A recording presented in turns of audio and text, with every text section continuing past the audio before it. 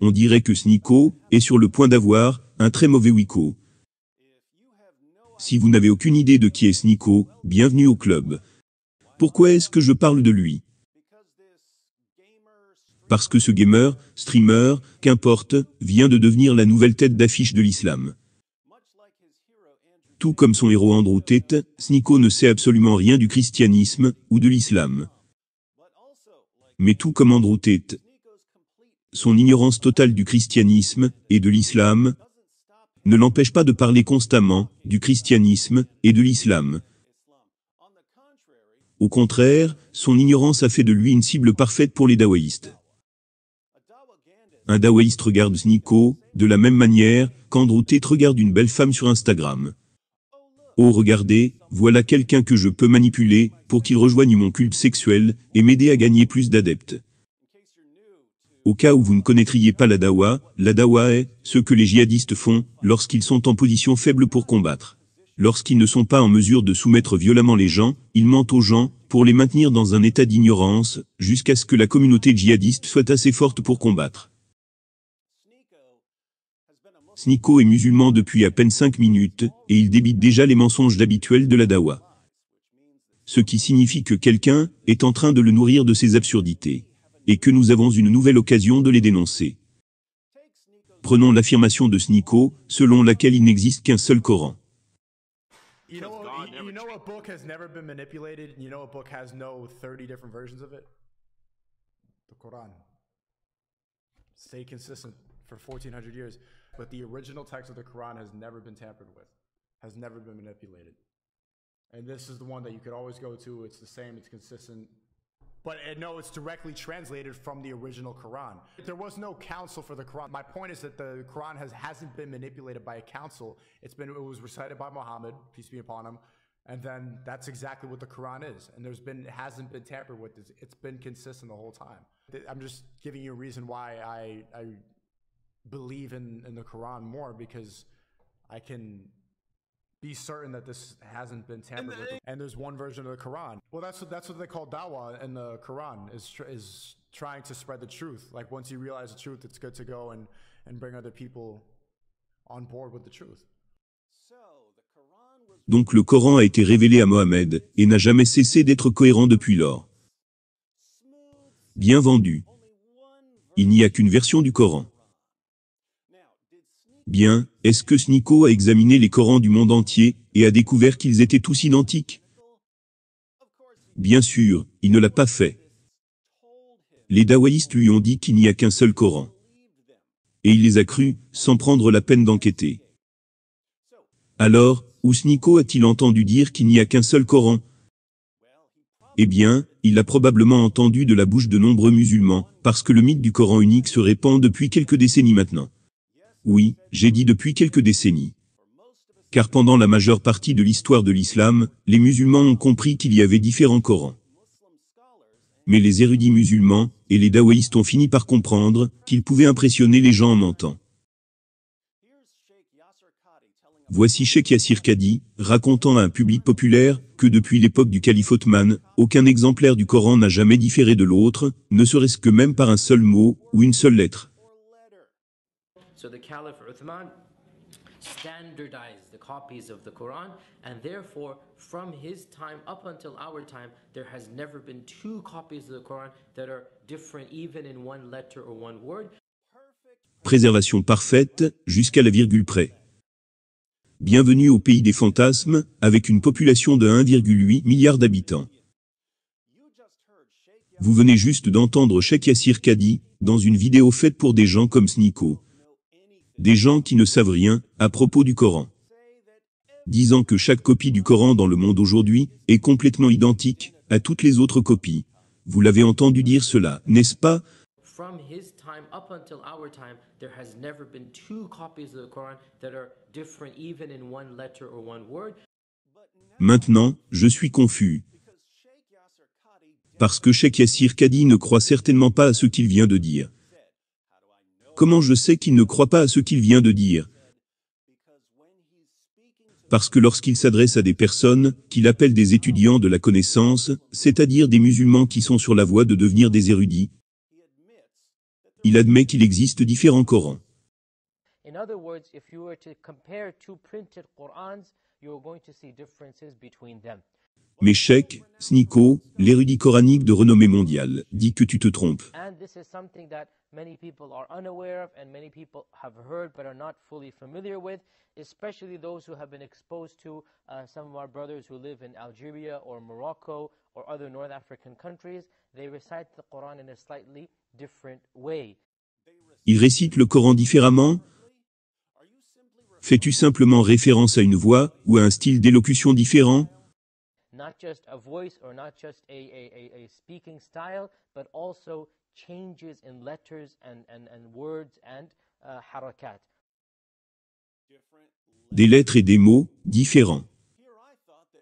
Mais je pensais qu'il n'y avait pas deux exemplaires du Coran qui différaient par une seule lettre ou un seul mot.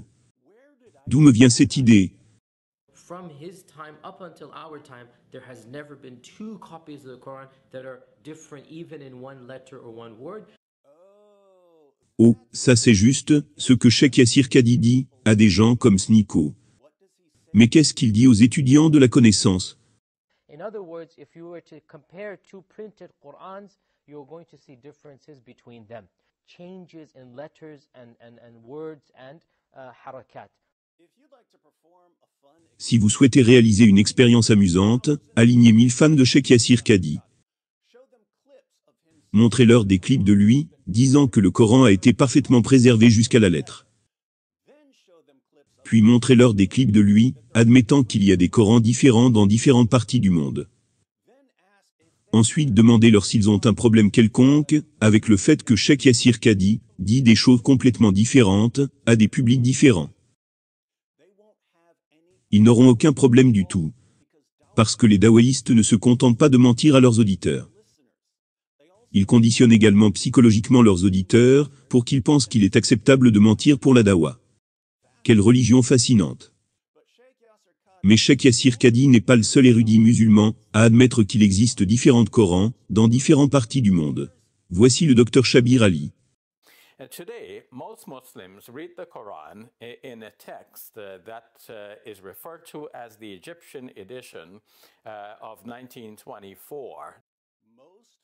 La plupart des musulmans lisent une version égyptienne particulière de 1924. Je pensais que tous les musulmans, de tous les temps, lisaient exactement le même Coran. But this is not the only text of the Quran that is read throughout the world. Attendez, il existe différentes versions du Coran, même aujourd'hui. Mais ce n'est pas ce que Sneako a dit. In North Africa, there is a slightly different text that is based on a slightly different reading, mostly corresponding to what we read in the rest of the world. Un texte différent There is a slightly different text qui correspond en grande partie à ce que lisent les autres musulmans. mostly corresponding to what we read in the rest of the world. Mais ce n'est pas du tout ce que Sneako a dit. And then too, in some parts of Africa, there is another reading of the Quran and a matching manuscript that is prevalent. And here too, we find some slight variations. Une autre variation dans d'autres parties de l'Afrique. Avec plus de variations, And here too, we find some slight variations. gardez à l'esprit qu'il s'agit de différents Corans qui sont encore utilisés dans différentes parties du monde aujourd'hui. Lorsque nous nous penchons sur les premiers manuscrits du Coran, le problème devient encore plus flagrant. Par exemple, après la découverte du manuscrit de Sanaa, qui contient des tonnes de variantes, Shabir dit ceci. This cuts away at the sense of complacency that many Muslims have gone around with, thinking that, okay, everything has been preserved dot for dot, letter for letter, the way it was revealed to the Prophet Muhammad, peace be upon him, with no variation or change whatsoever. Le manuscrit de Sanaa réfute donc l'affirmation absurde selon laquelle le Coran a été parfaitement préservé. That it cuts at that general sense, which actually is not a scholarly way of thinking about the Quran. Our scholars have always known and have always described in our classical books variations in manuscripts, Remarquez que les érudits musulmans ont toujours su qu'il existait différentes versions du Coran. Like, it's read like this by Ubay ibn Ka'b, it's read like this by Ibn Masud and so on. And in the Codex of Ibn Masud, it was seen to be written like this. In the Codex of Ubay ibn Ka'b, it was seen to be written like this with this or that variation. So, Pour un livre censé ne pas avoir de variantes, cela fait beaucoup de variantes.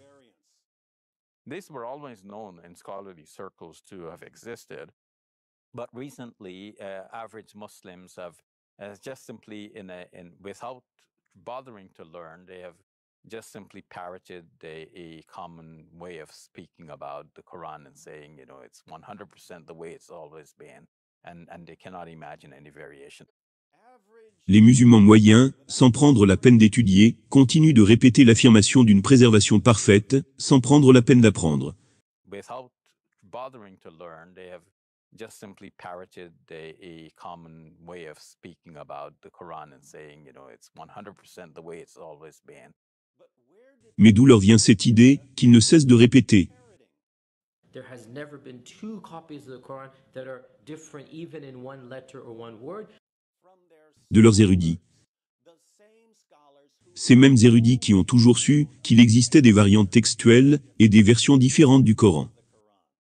Our scholars have always known and have always described in our classical books variations and manuscripts. These were always known in scholarly circles to have existed. Une petite question pour vous les musulmans qui regardent. Que faudrait-il pour que vous réalisez que vos érudits sont des menteurs, qui disent une chose lorsqu'ils parlent à d'autres érudits, et qui vous disent quelque chose de complètement différent? Vos érudits connaissent les différentes versions du Coran parmi les compagnons de Mohammed. Ils connaissent les différentes versions du Coran dans les différentes parties du monde aujourd'hui. Ils connaissent les variantes textuelles. Mais ils vous disent, la préservation est parfaite, à la lettre près.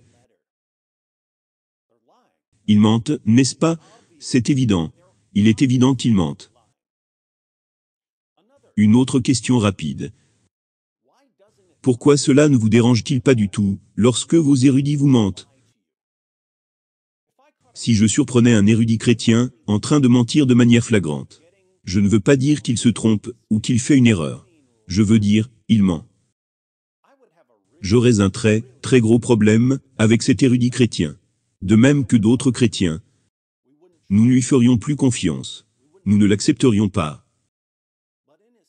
Mais dans l'islam, le mensonge semble faire partie intégrante de la vie d'un érudit. Et les érudits qui mentent ne subissent aucune conséquence de la part de leurs étudiants. Et cela les encourage à mentir davantage. La vraie religion a-t-elle besoin de cela? La vraie religion a-t-elle besoin d'érudits qui mentent pour elle? Vous vous souvenez que Shabir a dit que les musulmans répètent comme des perroquets l'affirmation selon laquelle le Coran a été parfaitement préservé. But recently, average Muslims have just simply, without bothering to learn, they have just simply parroted a common way of speaking about the Quran and saying, it's 100% the way it's always been. Que se passerait-il si au lieu de répéter sans réfléchir le mensonge de la préservation parfaite, les musulmans faisaient un peu de recherche? Si les musulmans se donnaient la peine de faire quelques recherches, ils découvriraient que, selon des sources musulmanes, des chapitres entiers du Coran ont été perdus. Parce que les compagnons de Mohammed étaient trop paresseux pour les réciter. Ils découvriraient que des centaines de versets ont été perdus dans d'autres chapitres.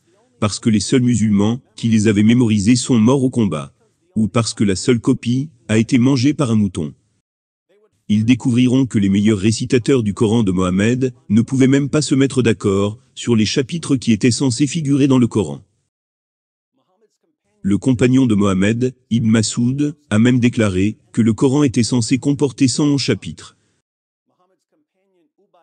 Le compagnon de Mohammed, Ubay ibn Ka'b, a déclaré que le Coran était censé comporter 116 chapitres.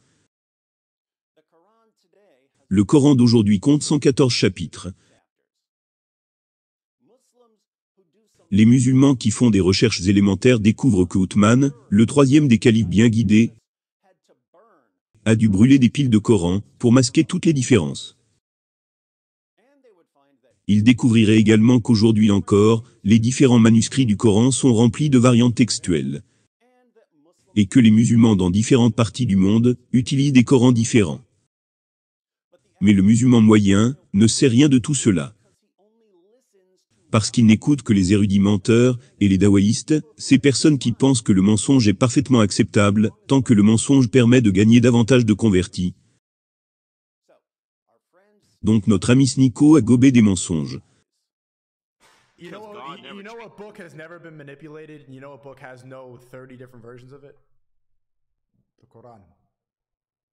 Stayed consistent for 1400 years, but the original text of the Quran has never been tampered with, has never been manipulated. La seule question est de savoir si le mensonge le dérangera un tant soit peu, une fois qu'il aura été dévoilé. Même pendant que vous regardez ceci, les dawaïstes sont en train de conditionner Sneako pour ne croire que ce qu'ils disent.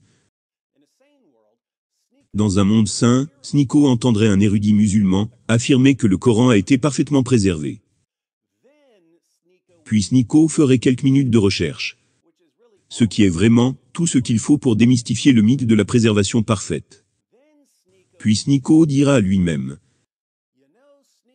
Tu sais Sneakster, s'ils t'ont menti sur ce sujet. Sur quoi d'autre t'ont-ils menti? Et une fois qu'il aura compris qu'il ne peut pas faire confiance à ces gens, qu'il ne croirait qu'en des affirmations qui sont en fait fondées sur des preuves, il quitterait l'islam et serait le dernier apostat à recevoir des menaces de mort publique de la part des gens comme Ali Dawa. This is a part of our religion. There's a reason to it. Yeah? There's a reason why there's a capital punishment. Because people like you, little weaklings, who leave their religion and cause corruption in the land by spreading it, the capital punishment in Islamic law would be applied to you. We have no doubt, and we're proud of that. Bien, je serais heureux d'entrer dans beaucoup plus de détails concernant l'histoire du Coran. Nous pourrons passer en revue les passages des sources les plus fiables de l'islam, qui décrivent, avec force détail, le processus incroyablement bâclé et défectueux de la collecte du Coran. Nous pourrons mettre côte à côte les différentes versions du Coran d'aujourd'hui, et constaterons les différences. Nous pourrons montrer tout cela à Sneako, et lui demander comment il peut faire confiance aux dawaïstes qui lui mentent. Faites-moi savoir ce que vous aimeriez voir. Mais n'oubliez pas, je n'ai répondu qu'à l'une des affirmations de Sneako. Il adore parler du christianisme et de l'islam. Mais il se trompe pratiquement sur tout lorsqu'il parle du christianisme et de l'islam. Il semble donc qu'il va nous fournir une quantité inépuisable de matériel. Heureusement, mon ami John McCrae a réalisé une vidéo qui passe en revue d'autres affirmations de Sneako. Ne manquez pas de regarder la vidéo de John pour voir ce que notre nouvel ami Sneako sait vraiment de la religion à laquelle il vient de se convertir.